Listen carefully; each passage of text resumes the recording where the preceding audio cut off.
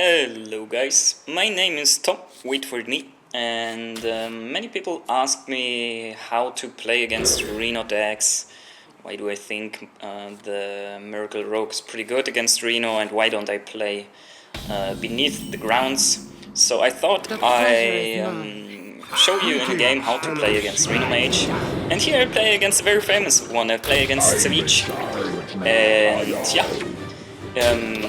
I started off with a Swashbuckler, and that one gives me a pretty good card, just a 6 mana 6/6, but still. Minions are very valuable in the matchup when the Reno Mage hits the Reno and is able to heal up, which is, yeah, often the case. So not much to do here, I just use my weapon and attack him with the pirates, obviously. And now he plays the Doomsayer. That's pretty good for him, but actually not so insane. Here I'm thinking if I have any chance to get something good with Fan of Knives,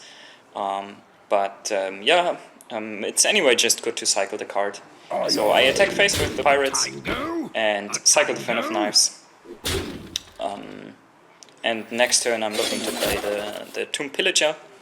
I get another Fan of Knives, that doesn't really do anything. Fan of Knives is actually probably the weakest card in this matchup you have, but it's at least a cycle. So the reason why you are favored against the Reno decks is because you can just out-tempo them usually, because you have better card draw mechanisms with the Auctioneer, and you have a lot of damage. You have enough damage to kill them twice easily, even if they play Reno. They need to have very specific answers, very good draws to be able to compete with you, because your deck is just like the very fastest mid-range deck you can imagine, kinda. You accelerate. Oftentimes you draw like 10 cards more than a Reno Mage, and that just beats them, because you get more value out of your cards, and they have not as viable card draw as you have. So he gets a card from the Cabal Chemist. No, it's actually not the Cabal Chemist. It's this other thing. You know it. And here we Cabal Courier. And I play the Azure Drake here. It was a little bit tempting to already go for Edwin Van Cleef, because he used the polymorph already. The polymorph on the Tomb Pillager is actually a pretty huge deal. I'm missing the coin. That's pretty bad for me. But yeah, playing the Azure Drake just to cycle for another card is pretty good. Here I think it's just pretty good to play the 6 mana 6/6. It's another threat. He used the polymorph already, and that's testing for another removal like Flame Lance. So, and it's pressuring him already pretty good. Against Reno Mage you want to play a little bit around AoE, so I would never put more than 3 minions on the battlefield. That's probably a mistake unexperienced players will make. They will be like, I can almost kill him next turn. I should play the SI7 agent and also the small-time Buccaneer I have in hand. But if they don't really do anything, except for setting up lethal, then I would probably not play them.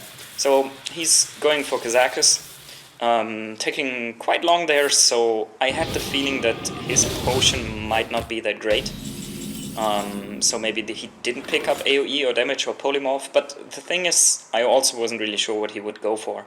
Like against Rogue you can go for polymorph because it's good, you can go for AoE because it's good, and you can also go for armor, and Resurrection is also pretty good, so yeah.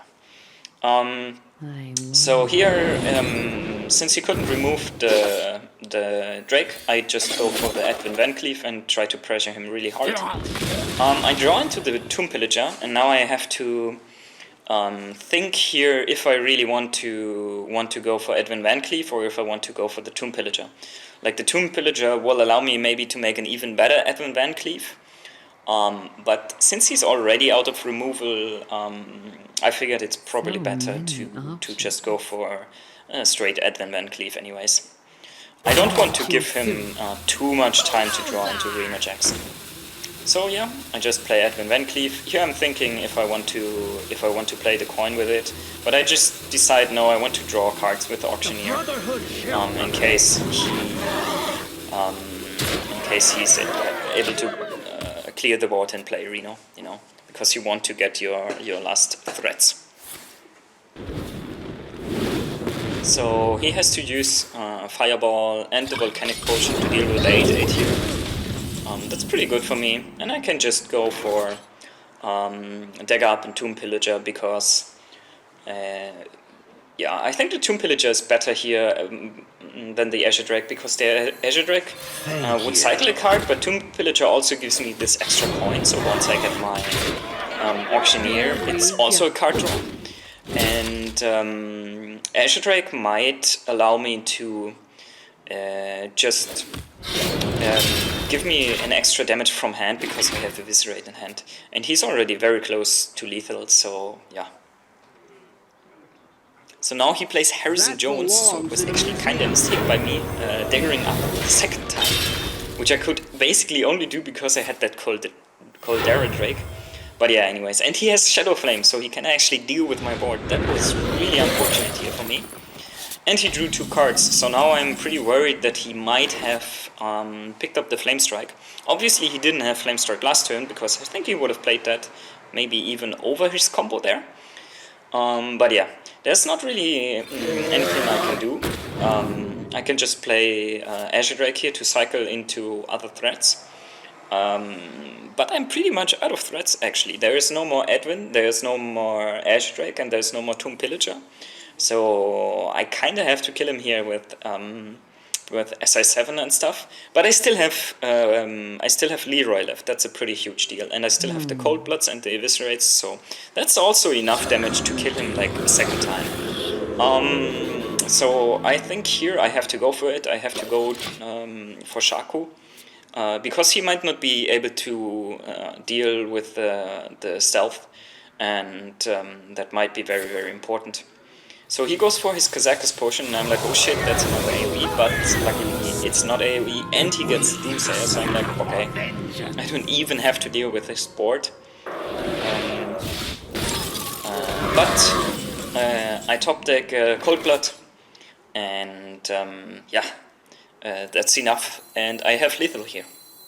So yeah, again, you have to be careful with your resources. Don't put too many minions on the board, but try to pressure them. Deal with their threats, and if they play Reno, you have to kill them the second time.